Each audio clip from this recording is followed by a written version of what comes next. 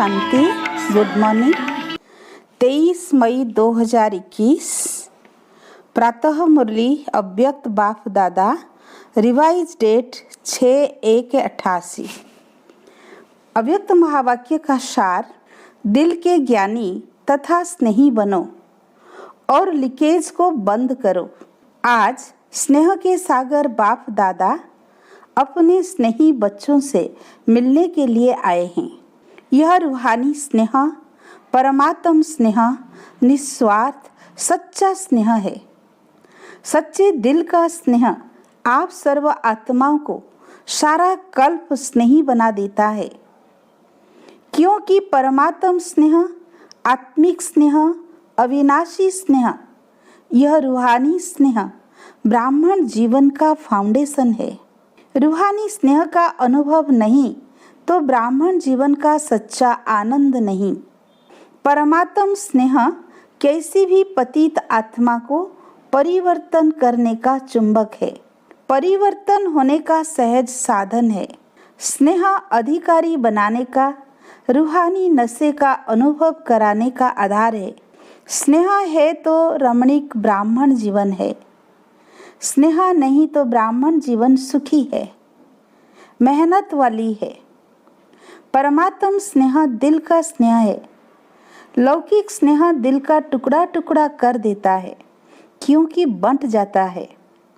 अनेकों से स्नेह निभाना पड़ता है। अलौकिक स्नेह दिल के अनेक टुकड़ों को जोड़ने वाला है। एक बाप से स्नेह किया तो सर्व के सहयोगी स्वतः बन जाते, क्योंकि बाप बीज है, तो बीज को पानी देने से हर पत्ते को पानी स्वतः मिल जाता है। पत्ते पत्ते को पानी देने की आवश्यकता नहीं होती। ऐसे रूहानी बाप से स्नेह जोड़ना अर्थात सर्व के स्नेही बनना। इसलिए दिल के टुकड़े टुकड़े नहीं होते हैं। स्नेह हर कार्य को सहज बना देता है, अर्थात मेहनत से छुड़ा देता है। जहाँ स्नेह होता है वहाँ याद स्वतः सहज आती ही है। स्नेही को भुलाना मुश्किल होता है, याद करना मुश्किल नहीं होता। चाहे ज्ञान अर्थात समझ कितनी भी बुद्धि में हो, लेकिन यथार्थ ज्ञान अर्थात स्नेह संपन्न ज्ञान हो। अगर ज्ञान है और स्नेह नहीं है तो वह रूखा ज्ञान है। स्नेह सर्व संबंधों का दिल से अनुभव कराता है। सिर्फ ज्ञानी जो है वो दिमाग से याद करते हैं और स्नेही दिल से याद करते हैं।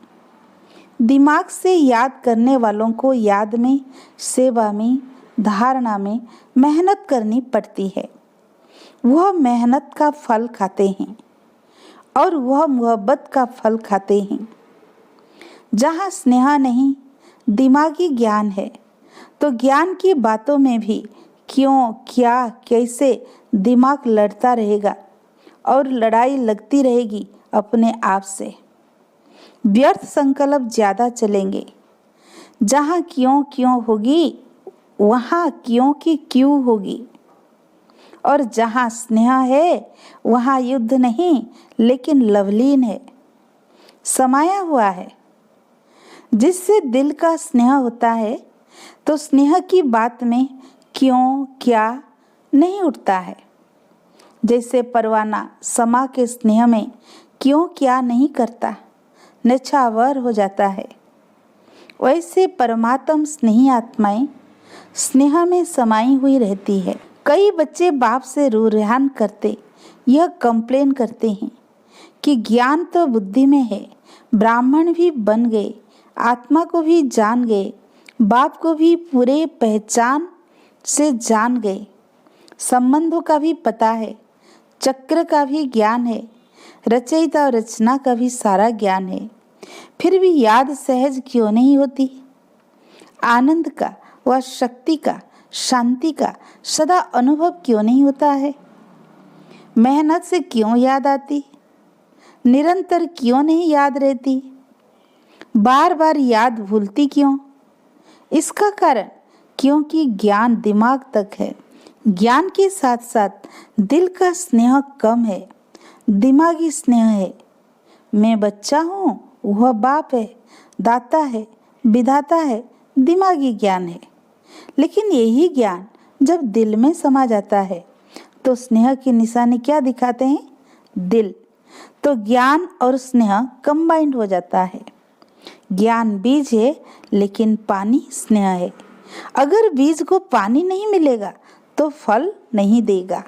ऐसे ज्ञान है लेकिन दिल का स्नेह नहीं तो प्राप्ति का फल नहीं मिलता, इसीलिए मेहनत लगती है। स्नेह अर्थात सर्व प्राप्ति के, सर्व अनुभव के सागर में समाया हुआ।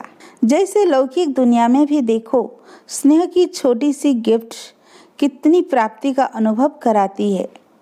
और वैसे स्वार्थ के संबंध से लेन देन करो तो करोड़ भी दे दो, लेकिन करोड़ मिलते भी फिर भी संतुष्टता नहीं होगी। कोई ना कोई कमी फिर भी निकालते रहेंगे। यह होना चाहिए, यह करना चाहिए। आजकल कितना खर्चा करते हैं, कितना शो करते हैं, लेकिन फिर भी स्नेह समीप आता है या दूर करता है। करोड़ों की लेन देन इतना सुख का अनुभव नहीं कराती, लेकिन दिल के स्नेह की एक छोटी सी चीज भी कितने सुख की अनुभूति कराती है। क्योंकि दिल का स्नेह हिसाब किताब को भी चुक्त कर लेता है। स्नेह ऐसी विशेष अनुभूति है, तो अपने आप से पूछो कि ज्ञान के साथ साथ दिल का स्नेह है? दिल में लीकेज तो नहीं है? जहाँ लीकेज होता है तो क्या होता है?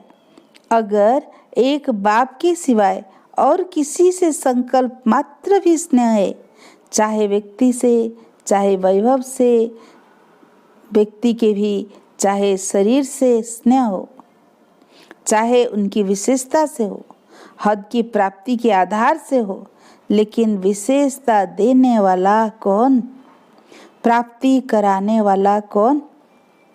किसी भी प्रकार से स्नेह अर्थात लगाव, चाहे संकल्प मात्र हो, चाहे वाणी मात्र हो, वह कर्म में हो, इसको लीकेज कहा जाएगा। कई बच्चे बहुत भोलेपन में कहते हैं लगाव नहीं है लेकिन अच्छा लगता है, चाहते नहीं है लेकिन याद आ जाती है। तो लगाव की निशानी है संकल्प, बोल और कर्म से झुकाव। इसलिए लीकेज होने के कारण शक्ति नहीं बढ़ती है, और शक्तिशाली न होने के कारण बाप को याद करने में मेहनत लगती है, और मेहनत होने के कारण संतुष्टता नहीं रहती है। जहाँ संतुष्टता नहीं, वहाँ अभी अभी याद की अनुभूति से मस्ती में मस्त होंगे और अभी अभी फिर दिल शिकस्त होंगे। क्योंकि लीकेज होने के कारण शक्ति थोड़ा टाइम भरती है, सदा नहीं रहती। इसलिए सहज निरंतर योगी बन नहीं सकते। तो चेक करो, कोई व्यक्ति व वैभव में लगाव तो नहीं है, अर्थात लीकेज तो नहीं है। यह लीकेज लवलीन स्थिति का अनुभव नहीं कराएगी। वैभव का प्रयोग भले करो, लेकिन योगी बनकर प्रयोग करो। ऐसा ना हो कि जिसको आप आराम के साधन समझते हो वह मन की स्थिति को बेआराम करे। क्योंकि कई बच्चे वैभवों के बस होते भी मन के लगाव को जान नहीं सकते। रयाल भाषा यही कहते कि हठ योगी नहीं है, सहज योगी है। सहज योगी बनना तो अच्छा, लेकिन योगी हो जो बाप की याद को हलचल में लाए, अर्थात अपनी तरफ आकर्षित करे, झुकाव करे, तो योगी बन के प्रयोग करने वाले नहीं कहेंगे। क्योंकि बाप के बनने कारण समय प्रति समय प्रकृति दासी, अर्थात वैभवों के साधन की प्राप्ति बढ़ती जा रही है। अभी 18-19 वर्ष के अंदर कितनी प्राप्ति हो रही है। सब आराम के साधन बढ़ते जा रहे हैं, लेकिन यह प्राप्तियां बाप के बनने का फल मिल रहा है। तो फल को खाते बीज को नहीं भूल जाना। यह साधन बढ़ते जाएंगे थोड़ा समय, लेकिन आराम में आते राम को नहीं भूल जाना। सच्ची सीता रहना, मर्यादा की लकीर से संकल्प रूपी अंगूठा भी नहीं निकालना। क्योंकि यह साधन बिना साधना के यूज करेंगे तो स्वर्ण हिरण का काम कर लेगा। इसलिए व्यक्ति और वैभव के लगाव और झुकाव से सदा अपने को सेफ रखना, नहीं तो बाप के स्नेही बनने के बजाय, सहज योगी बनने के बजाय कभी सहयोगी, कभी सहज योगी, कभी वियोगी दोनों अनुभव करते रहेंगे। कभी याद, कभी फरियाद, ऐसी अनुभूति में रहेंगे और कंप्लेन भी कभी पूरी नहीं होगी। व्यक्ति और वैभव के झुकाव की निशानी एक तो सुनाई, कभी सहज योगी, कभी योगी, कभी फरियादी। दूसरी बात, ऐसी आत्मा को प्राप्त सब होगा, चाहे साधन, चाहे सहयोग, चाहे स्नेह, लेकिन लीकेज वाली आत्मा प्राप्ति होते भी कभी संतुष्ट नहीं होगी। उनके मुख से सदैव किसी न किसी प्रकार की असंतुष्टता के बोल न चाहते भी निकलते रहेंगे। दूसरे ऐसे अनुभव करेंगे कि इनको बहुत मिलता है, इन जैसा किसी को नहीं मिलता, लेकिन वह आत्मा सदा अपने अप्राप्ति का, दुख का वर्णन करती रहेगी। लोग कहेंगे इन जैसा सुखी कोई नहीं, और वो कहेंगे मेरे जैसा दुखी कोई नहीं, क्योंकि गैस का गुब्बारा है, जब बढ़ता है तो बहुत ऊंचा जाता है, जब खत्म होता है तो कहाँ गिरता है। देखने में कितना सुंदर लगता है उड़ता हुआ, लेकिन अल्पकाल का होता है। कभी अपने भाग्य से संतुष्ट नहीं होगा, सदैव कोई ना कोई को अपने भाग्य के अप्राप्ति के निमित्त बनाते रहेंगे। यह ऐसा करता, यह ऐसा होता, इसलिए मेरा भाग्य नहीं। भाग्य विधाता भाग्य बनाने वाला है। जहाँ भाग्य विधाता भाग्य बना रहा है, उस परमात्मा शक्ति के आगे आत्मा की शक्ति भाग्य को हिला नहीं सकती। यह सब बहानेबाजी है। उड़ती कला की बाजी नहीं आती तो बहानेबाजी बहुत करते हैं। इसमें सब होशियार है, इसलिए यह चेक करो। चाहे स्नेह से झुकाव हो, चाहे हिसाब किताब चुक्त होने के कारण झुकाव हो, जिससे ईर्ष्या व घृणा होती है वहाँ भी झुकाव होता है। बार बार वही याद आता रहेगा। बैठेंगे योग में बाप को याद करने और याद आएगा घृणा व ईर्ष्या वाला। सोचेंगे मैं सुदर्शन चक्रधारी हूँ और चलेगा प्रदर्शन चक्र, तो झुकाव दोनों तरफ का नीचे ले आता है। इसलिए दोनों चेक करना। फिर बाप के आगे अर्जी डालते हैं कि वैसे मैं बहुत अच्छा हूँ, सिर्फ ये एक ही बात ऐसी है, इसको आप मिटा दो। बाप मुस्कुराते हैं कि हिसाब बनाया आपने और चुकतू बाप करे। चुकतू कराए यह बात ठीक है, लेकिन चुकतू करे यह बात ठीक नहीं। बनाने के समय बाप को भूल गए और चुकतू करने के टाइम बाबा बाबा कहते। करण करावन हार कराने के लिए बंधा हुआ है, लेकिन करना तो आपको पड़ेगा। तो सुना बच्चों का क्या क्या समाचार बाप दादा देखते हैं। सार क्या हुआ? सिर्फ रुखे ज्ञानी नहीं बनो, दिमाग के ज्ञानी नहीं बनो, दिल के ज्ञानी और स्नेही बनो और लीकेज को चेक करो। समझा? 18 जनवरी आ रही है ना, इसलिए पहले से स्मृति दिला रहे हैं। जो 18 जनवरी के दिन सदा का समर्थ दिवस मना सको। समझा? सिर्फ जीवन कहानी सुना के नहीं मनाना, लेकिन समान जीवन बनने का मनाना। अच्छा, सदा व्यक्ति और वैभव के झुकाव से न्यारे बाप के स्नेह में समाये हुए, सदा यथार्थ ज्ञान और दिल के स्नेह दोनों में कंबाइंड स्थिति का अनुभव करने वाले, सदा योगी बन साधना की स्थिति से साधनों को कार्य में लाने वाले, सदा स्नेही दिल में समाये हुए बच्चों को दिलाराम बाप की याद प्यार और नमस्ते। हम रूहानी बच्चों की रूहानी बाप दादा को याद प्यार, गुड मॉर्निंग, नमस्ते नमस्ते। पार्टियों से अव्यक्त बाप दादा की मुलाकात। अपने को डबल हीरो समझते हो। हीरे तुल्य जीवन बन गई तो हीरे समान बन गए, और सृष्टि ड्रामा के अंदर आदि से अंत तक हीरो पार्ट बजाने वाले हो तो डबल हीरो हो गए ना। कोई भी हद के ड्रामा में पार्ट बजाने वाले हीरो एक्टर गाए जाते हैं, लेकिन डबल हीरो कोई नहीं होता और आप डबल हीरो हो। बाप के साथ पाठ बजाना यह कितना बड़ा भाग्य है। तो सदा इस श्रेष्ठ भाग्य को स्मृति में रख आगे बढ़ रहे हो ना। रुकने वाले तो नहीं हो ना। जो थकता नहीं है वो रुकता भी नहीं है, बढ़ता रहता है। तो आप रुकने वाले हो या थकने वाले? अकेले होते हैं तो थकते हैं, बोर हो जाते हैं तो थक जाते हैं, लेकिन जहाँ साथ हो वहाँ सदा ही उमंग उत्साह होता है। कोई भी यात्रा पर जाते हैं तो क्या करते हैं? संगठन बनाते हैं ना। क्यों बनाते हैं? संगठन से, साथ से, उमंग उत्साह से आगे बढ़ते जाते। तो आप सभी भी रूहानी यात्रा पर सदा आगे बढ़ते रहना, क्योंकि बाप का साथ, ब्राह्मण परिवार का साथ कितना बढ़िया साथ है। अगर कोई अच्छा साथी होता है तो कभी भी बोर नहीं होते, थकते नहीं।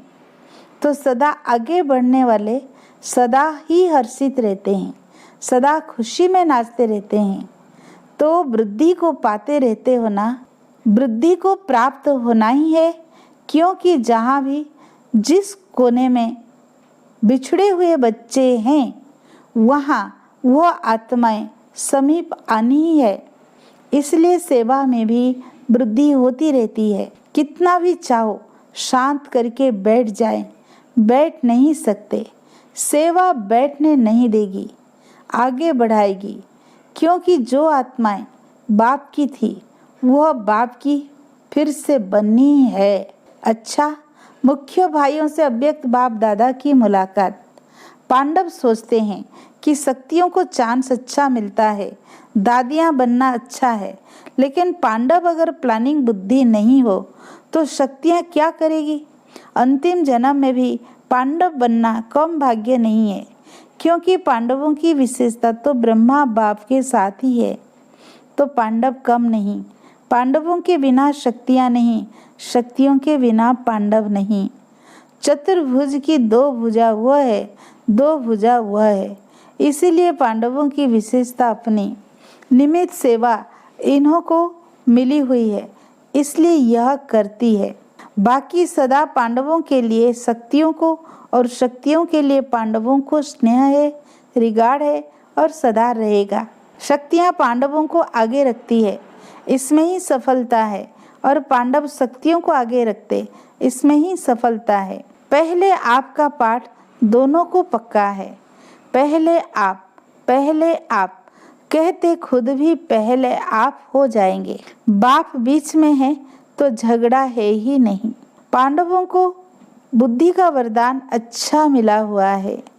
जिस कार्य के निमित्त बने हुए हैं उनको वही विशेषता मिली हुई है, और हर एक की विशेषता एक दो से आगे हैं। इसलिए आप निमित्त आत्माएं हो। अच्छा, आज का वरदान। संकल्प, वृत्ति और स्मृति से व्यर्थ को समाप्त करने वाले सच्चे ब्राह्मण संपूर्ण पवित्र भाव। अपने संकल्प, वृत्ति और स्मृति को चेक करो।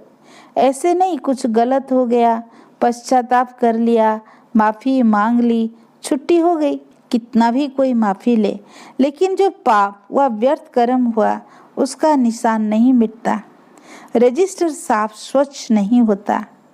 सिर्फ इस रीति रस्म को नहीं अपनाओ, लेकिन स्मृति रहे कि मैं संपूर्ण पवित्र ब्राह्मण हूँ। अपवित्रता संकल्प, वृत्ति व स्मृति को भी टच नहीं कर सकती। इसके लिए कदम कदम पर सावधान रहो। आज का स्लोगन। बाप के साथ को यूज करो तो कभी दिल शिकस्त नहीं होंगे। अच्छा, ओम शांति।